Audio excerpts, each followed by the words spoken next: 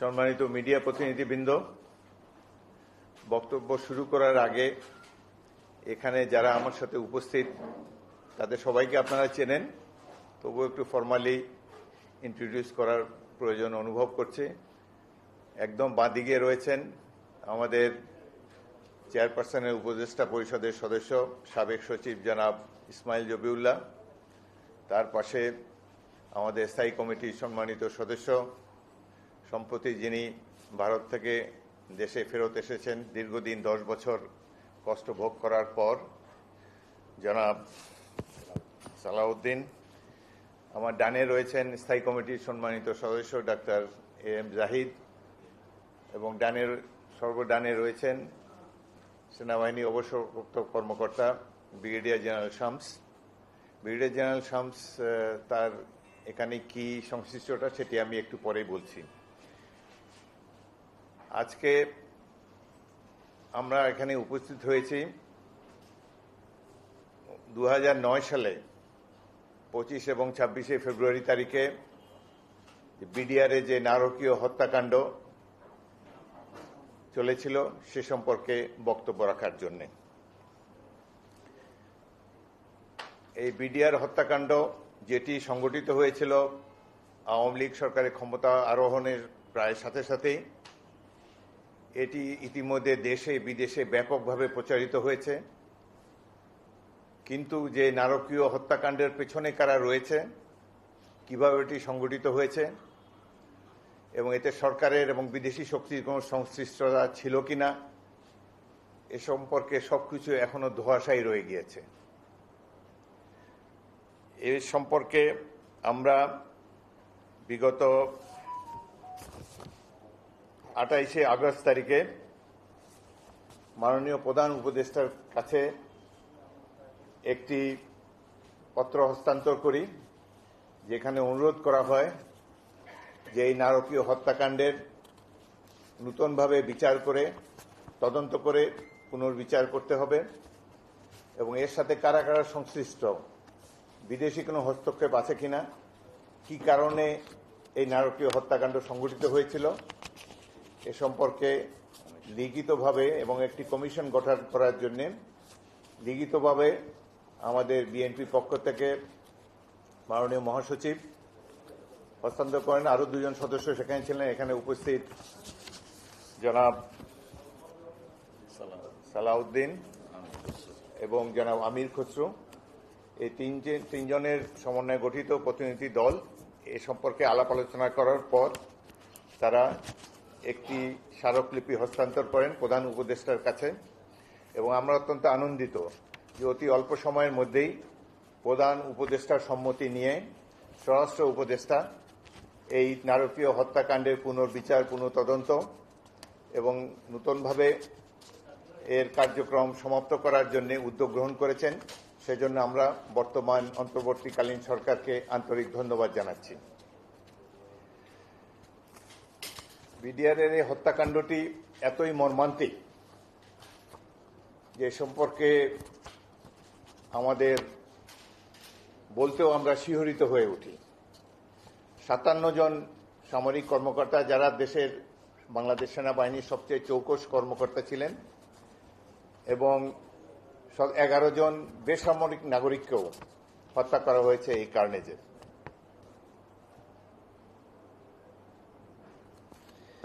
এই বিদ্রোহের আড়ালে বিডিআরের এই বিদ্রোহের তৎকালীন মহাপরিচালক জেনারেল শাকিল আহমেদ সহ এই মেধাবী কর্মকর্তা বৃন্দ এবং 17 জন বেসামরিক লোককে নৃশংসভাবে হত্যা করা হয়। পিলখানার অভ্যন্তর থেকে 38 জন সেনা কর্মকর্তার লাশ উদ্ধার করা হয়। নির্মোহ এবং উন্মুক্ত তদন্ত হলে এই সংখ্যা আরও বৃদ্ধি পেতে পারে। সরকার গঠনের শুরুতেই দেশপ্রেমিক সেনা, এর প্রধান কারণ কি ছিল? আমাদের ধারণা যে দেশপ্রেমিক সেনাবাহিনীর মেরুদণ্ড ও নৈতিক বল ভেঙে দেবার জন্য এবং জাতীয় নিরাপত্তা এবং সার্বভৌমত্বকে মারাত্মক ঝুঁকিতে ফেলে বাংলাদেশকে একটি ব্যর্থ, অকার্যকর, নতজানু রাষ্ট্রে পরিণত করার জন্যই এই হত্যাকাণ্ড সংগঠিত করা হয়েছিল। এতে জড়িত ছিল বিদেশি ষড়যন্ত্রের অংশ হিসাবে বেশ কিছু ব্যক্তি, সুপরিকল্পিতভাবে ফ্যাসিস্ট হাসিনার মদদে এই হত্যাকাণ্ড ঘটিয়েছিল বলে জনমনে বিশ্বাস রয়েছে। এই হত্যাকাণ্ডে তৎকালীন সরকার শেখ হাসিনা ছাড়াও সেনাপ্রধান মইনুল আহমদ, শেখ ফজলে নূর তাপস, নূর আলম চৌধুরী লিটন, শেখ সেলিম, শেখ হেলাল, জাহাঙ্গীর কবির নানক, মির্জা আজম, হাসানুল হক ইনু, সাহারা খাতুন সহ আরও অনেক আওয়ামী লীগের নেতৃবৃন্দ এবং তৎকালীন প্রধানমন্ত্রী শেখ হাসিনার ঘনিষ্ঠ আত্মীয়বর্গ জড়িত ছিলেন বলে জনমনে ধারণা রয়েছে। আমাদের মহান মুক্তিযুদ্ধেও এতজন অফিসার একসাথে নিহত হওয়ার কোনো নজির নাই। এবং এই হত্যাকাণ্ড যখন শুরু হয়, বিডিআর প্রধান জেনারেল শাকিল, সেনাবাহিনী প্রধান এবং অন্যান্য গুরুত্বপূর্ণ কর্মকর্তাদেরকে টেলিফোনে সাহায্য পাঠাবার জন্য অনুরোধ করেছিলেন। তারা কেউই কর্ণপাত করেননি, কোনো ব্যবস্থা গ্রহণ করেনি। এই বিদ্রোহ অতি সহজেই দমন করা যেত। সামরিক বাহিনীর নিয়ম হল যে কোনো অফিসার বা সামরিক বাহিনীর কোনো সদস্য যদি শোনে অমুক স্থানে একটি বিদ্রোহ সংগঠিত হয়েছে, তখন এই অফিসারের অবশ্য কর্তব্য সেই বিদ্রোহ দমন করার জন্য ব্যবস্থা গ্রহণ করা, এবং যদি এই বিদ্রোহ দমন করার জন্য সেই অফিসার বা সদস্য কোনো কার্যকর পদক্ষেপ না নেন, তাহলে তাকেও এই বিদ্রোহের অ্যাকমপ্লিস হিসাবে ধারণা করে নেওয়া হবে এবং সেও ইকুয়ালি পানিশেবল একটা অফেন্স করেছে বলে আমরা ধরে নিয়ে থাকি। সবচেয়ে বিস্ময়ের সাথে আমরা লক্ষ্য করলাম যে সেনাবাহিনী হত্যাকাণ্ড ঘটার পর সেনাবাহিনীর সদস্য সাজোয়া জাহান সহ অতি অল্প সময়ের মধ্যেই বিডিআরের ওয়ালের বাইরে অবস্থান নেওয়ার পর যখন তারা এই বিদ্রোহ দমন করার জন্য মিলিটারি অ্যাকশনে যাবে, এ সময় সেনাবাহিনী প্রধান মইনুল আহমদ এবং ব্রিগেড কমান্ডার 46 ব্রিগেড তারা কোনো ধরনের অপারেশন চালাতে এই বাহিনীকে নিষেধ করেন। এই হত্যাকাণ্ডের পর প্রধানমন্ত্রীর কর্মকাণ্ড অত্যন্ত রহস্যজনক। সেনাবাহিনী যাতে কোনো ধরনের অ্যাকশনে না যায়, তিনি সেনাবাহিনী প্রধান, বিমান বাহিনী প্রধান, নৌবাহিনী প্রধান তাদেরকে যমুনাতে তার অফিসের কাছে একটি কক্ষে বসিয়ে রেখেছেন। কোনো কাজ নেই, তাদের সাথে আলাপ আলোচনাও নাই। যে ক্রুশিয়াল টাইমে অপারেশন করলে প্রাণসমূহ রক্ষা করা যেত, এইভাবে তিনি এই উদ্দেশ্যমূলকভাবে এটিকে নষ্ট করেন।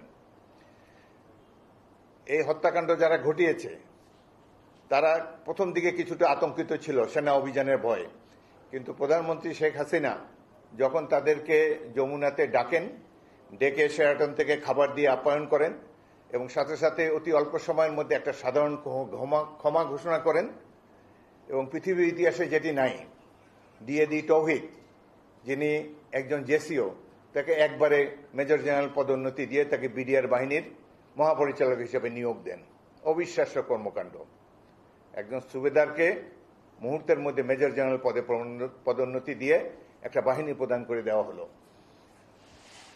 এবং তাদের সাথে যে আচার আচরণ করা হয়েছে এতে বোঝাই যায় যে এই হত্যাকাণ্ডটি একটি সুপরিকল্পিত সরকারি দল শেখ হাসিনা এবং আওয়ামী লীগ নেতৃবৃন্দের যোগসাজশেই এটি সম্পন্ন হয়েছিল। 22শে ফেব্রুয়ারি তারিখে আওয়ামী লীগ নেতা ওয়ার্ড কাউন্সিলর তোরাব আলীর বাসায় এই সেনা বিডিআর কর্মকর্তাদের, বিডিআর সৈনিকদের সাথে আওয়ামী লীগের শীর্ষ পর্যায়ের নেতৃবৃন্দের একটি বৈঠক হয়। সেই বৈঠকেই আমরা জানতে পেরেছি পরবর্তীকালে যে এখানে এই বিদ্রোহটি কিভাবে সংগঠিত হবে, কিভাবে হত্যাকাণ্ড চালানো হবে, কিভাবে লাশ গুম করা হবে, সকল পরিকল্পনা এই মিটিংয়ে আওয়ামী লীগের এই সভায় স্থির করা হয়।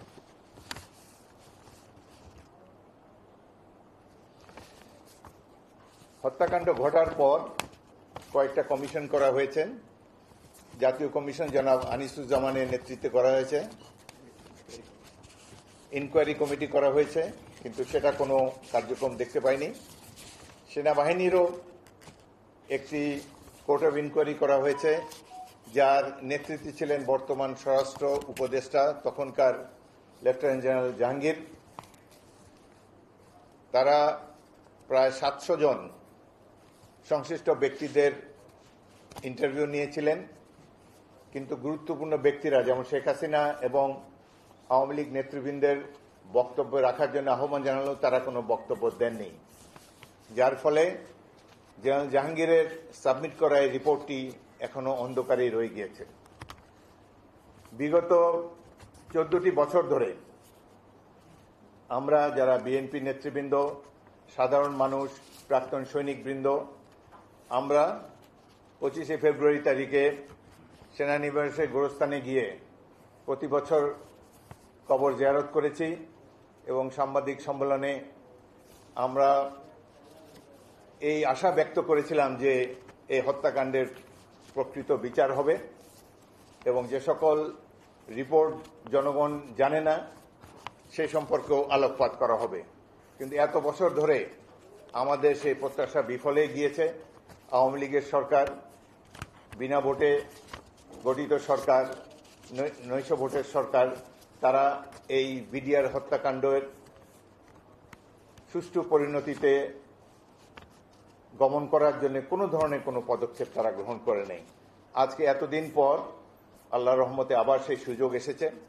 একটি নিরপেক্ষ অন্তর্বর্তীকালীন সরকার ছাত্র জনতার সমর্থন নিয়ে, আমাদের সকলের সমর্থন নিয়ে দায়িত্বে আছে। আমরা আশা করব এখন এতদিন পরে, এতদিন যেটি অন্ধকারে রয়েছে সেগুলো আবার আলোর মুখ দেখবে। জেনারেল জাহাঙ্গীর নিজে যে তদন্ত কমিটির প্রধান ছিলেন, যেটি প্রকাশ করা যায়নি, তিনি এটি পূর্ণাঙ্গ রূপে আবার প্রকাশ করবেন, যাতে করে এই হত্যাকাণ্ডের পূর্বাপর সকল সংশ্লিষ্ট ঘটনাগুলোর সাথে উপর আলোকপাত করা হবে।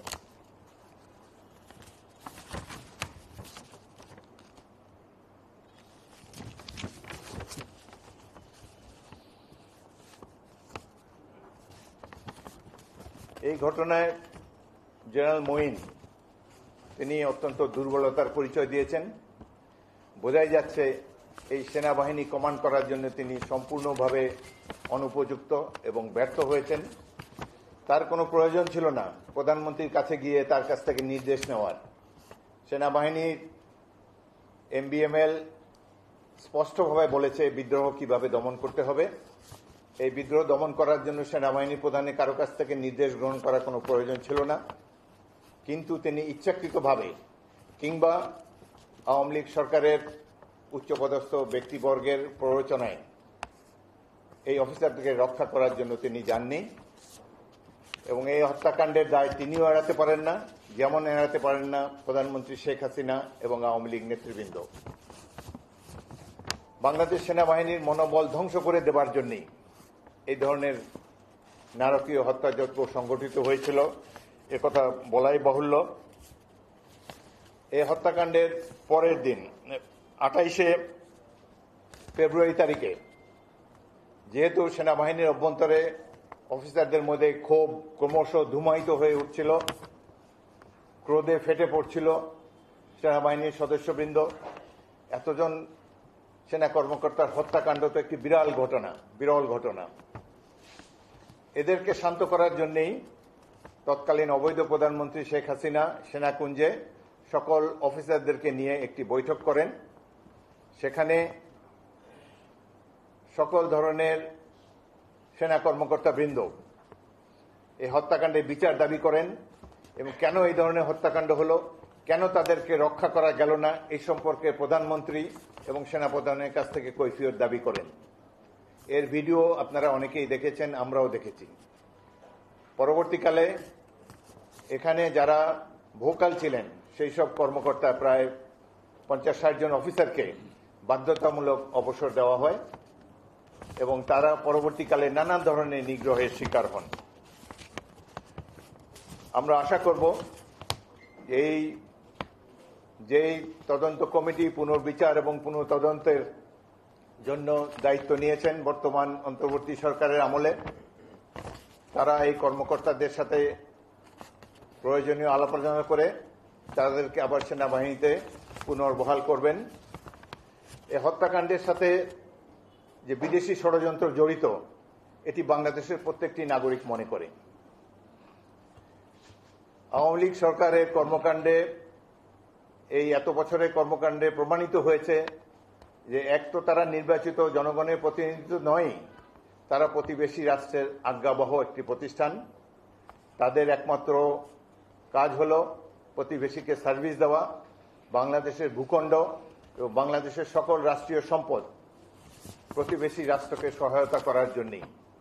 আমাদের স্বাধীনতা সার্বভৌমত্বকে চরমভাবে লঙ্ঘন করেছে এই স্বৈরাচারী শেখ হাসিনার সরকার। আমরা দেখতে চাই যে বর্তমান সরকার যেভাবে এই তদন্ত এবং পুনর্বিচারের উদ্যোগ গ্রহণ করেছে, এটি যাতে সঠিকভাবে কার্যক্রম পরিচালনা করতে পারে। আমরা বিএনপির তরফ থেকে তাদেরকে সর্বতভাবে সাহায্য সহযোগিতা করব এবং অবহিত পরে যে সকল ঘটনার বিবরণ বা যেসব ব্যক্তিবর্গ যারা অত্যন্ত ভাইটাল উইটনেস ছিলেন এই ঘটনায়, তারা কেউ বিদেশে চলে গিয়েছেন, কেউ মৃত্যুবরণ করেছেন। এখানে আমাদের উপস্থিত ব্রিগেডিয়ার শামস, তিনি জেনারেল জাহাঙ্গীরের তদন্ত কমিটির একজন সদস্য ছিলেন। এই তদন্ত কমিটি যেহেতু আলোর মুখ দেখেনি এবং যথাযথভাবে কার্যক্রম পরিচালনা করতে পারেনি, তাদের একজন সদস্য এই কমিটি থেকে পদত্যাগ করে গিয়েছিলেন। অনেক অ্যানোমালি রয়েছে, কিন্তু যেহেতু এই ঘটনাটি হৃদয় বিদারক ঘটনা, বাংলাদেশের স্বাধীনতা সার্বভৌমত্বের লঙ্ঘন ঘটেছে এবং ভবিষ্যতে সুদূর প্রসারী কার্যক্রম রয়েছে বাংলাদেশকে একটা পরনির্ভরশীল রাষ্ট্রে পরিণত করার জন্য, যাদের কোনো শক্তিশালী সেনাবাহিনী থাকবে না, সেই রহস্য উন্মোচিত হবে বলে আমরা দৃঢ়ভাবে বিশ্বাস করি। বাংলাদেশ সেনাবাহিনীর কর্মকাণ্ড দেখে মাঝে মাঝে আমরা অবাক হয়ে যাই। এমনভাবে শেখ হাসিনার নেতৃত্বে এই সেনাবাহিনী পরিচালিত হয়েছে, এটি যে একটি ট্র্যাডিশনাল সেনাবাহিনী বোঝার কোনো উপায় নাই। এই সেনাবাহিনীর জেনারেলরা বক্তব্য রাখেন মনে হয় ছাত্রলীগের নেতা বক্তব্য দিচ্ছেন। 1971 সালে আমরা ইস্ট বেঙ্গল রেজিমেন্টের কয়েকজন অফিসার মিলে শহীদ রাষ্ট্রপতি জিয়াউর রহমানের ডাকে সাড়া দিয়ে বাংলাদেশ সেনাবাহিনী গড়ে তুলেছিলাম। আমাদের সৃষ্ট এই সেনাবাহিনী জনগণের আশা-আকাঙ্ক্ষাকে ধারণ করেছিল, প্রত্যেকটি আন্দোলনের সংগ্রামে জনগণের সাথী হয়ে জনগণের আশা-আকাঙ্ক্ষার প্রতিফলন ঘটিয়েছিল। কিন্তু সেই সেনাবাহিনীকে ধ্বংস করার জন্যই প্রাথমিক পদক্ষেপ হল এই বিডিআর হত্যাকাণ্ড।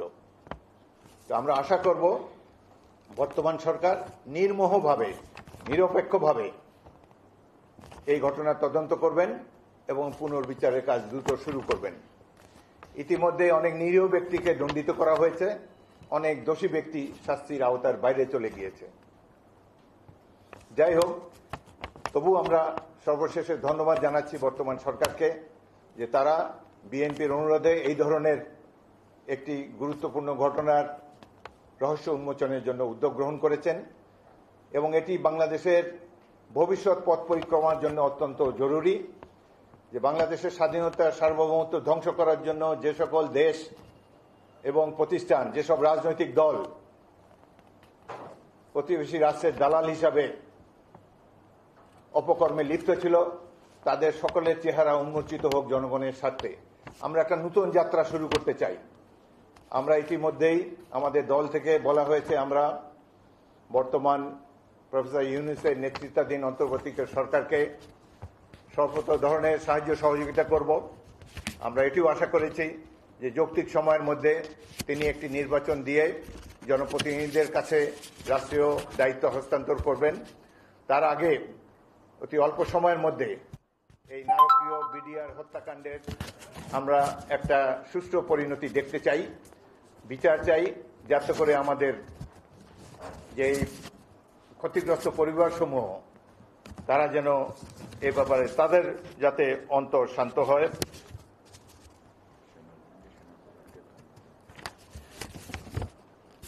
আমরা আমাদের দলের পক্ষ থেকে এবং সাধারণ নাগরিকেরাও বর্তমান সামরিক বাহিনীর কর্মকাণ্ডর প্রতি তীব্র ক্লোজ মনিটরিং করছি এবং এখন পর্যন্ত যেসব কর্মকাণ্ড পরিচালিত হয়েছে এবং বিশেষ করে শেখ হাসিনাকে শেষ মুহূর্তে দ্রুত সরকার থেকে বাইরে নিক্ষেপ করার জন্য এবং ছাত্র জনতার বিপ্লবে পূর্ণাঙ্গ সহায়তা করার জন্য বাংলাদেশের বর্তমান সেনাবাহিনী প্রধান এবং বাংলাদেশ সেনাবাহিনী এবং সামরিক বাহিনীর সকল সদস্যদেরকে আমরা আন্তরিক ধন্যবাদ জানাচ্ছি। আপনাদের সবাইকে অসংখ্য ধন্যবাদ। 2-3টা প্রশ্ন নেব, প্লিজ শুট।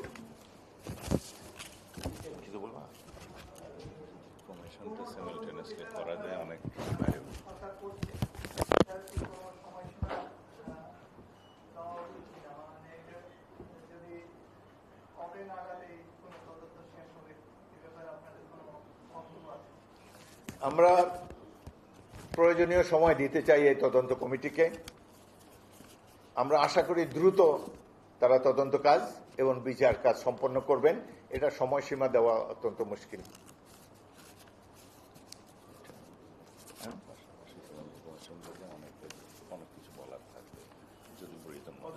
আর একটি তদন্ত আমরা আমাদের চিঠিতে একটা তদন্ত কমিশন স্থাপন করার জন্য অনুরোধ করেছিলাম। একটা তদন্ত কমিটি যদি তারা করে এবং বিশেষ ট্রাইব্যুনালের বিচার করে তাহলে দ্রুত এই সমস্যাটি সমাধান হবে বলে আমরা আশা করি। জি বলেন।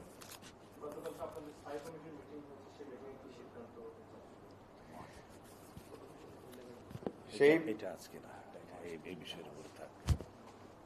আমরা সবাই মাত্র একটি চিঠি দিয়েছি সরকারকে। সেই চিঠির পরিপ্রেক্ষিতে স্বরাষ্ট্র মন্ত্রণালয় থেকে উদ্যোগ নেওয়া হয়েছে। সুতরাং পরবর্তী কার্যক্রম আপনারা অপেক্ষা করুন এবং যেহেতু মহাসচিবের নেতৃত্বে একটি কমিটি সেখানে গিয়ে প্রয়োজন অনুরোধ করেছে, আমরা সন্তুষ্ট যে তারা দ্রুত এই ব্যাপারে অগ্রসর হয়েছেন। বাকিটা as the situation unveils you will see. আজকে এই বিষয়টা আমার মনে হয় এখানেই থাক। এটা জাতির জন্য অনেক গুরুত্বপূর্ণ বিষয়।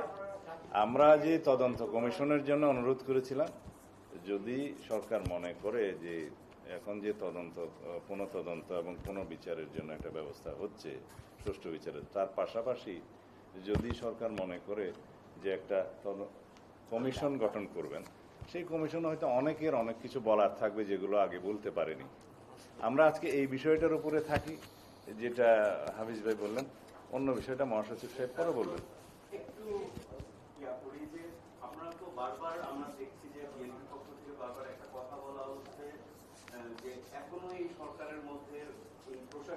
আজকে এই বিষয়টার মধ্যে থাক, এটা জাতির জন্য অনেক গুরুত্বপূর্ণ বিষয়। ওই সময় মহাসচিব সাহেব পরে বলবেন এগুলো, আশা করি।